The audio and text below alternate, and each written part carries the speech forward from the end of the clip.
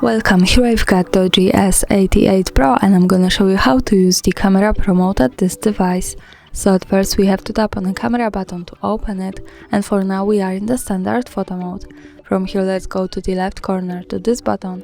When we pick it, we get access to more modes of this camera, and one of this is the professional mode, so let's tap on it. And here we are. As you can see, we get short information from the device about the Pro features, so you can also learn from this. Now let's close it, and this mode gives us possibilities to choose some shooting parameters by ourselves.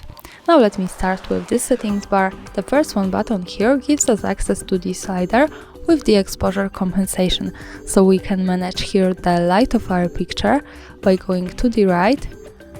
We can make our photo more bright, as you can see, and by going to the left we can make it more dark. At the center we have 0 parameter, so there's no problem to go back to the auto exposure compensation. Now let's move to the next one button. Here we have the ISO, so we can control the camera's sensitivity to light.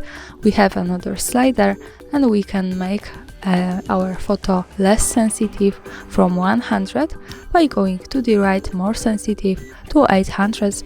So I think this spectrum is enough to this kind of camera. At the beginning of the slider from the left we have the auto ISO, so we can easily go back to auto settings.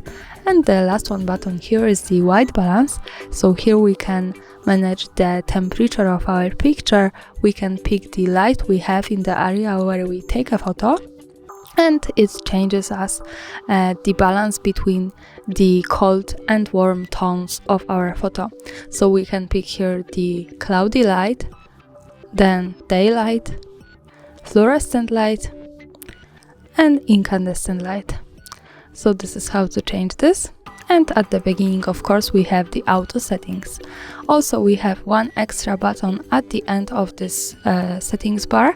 So when we adjust all of these settings manually, we don't have to separately go back to the auto. We have to just simply tap here, and all of this goes back to the auto settings.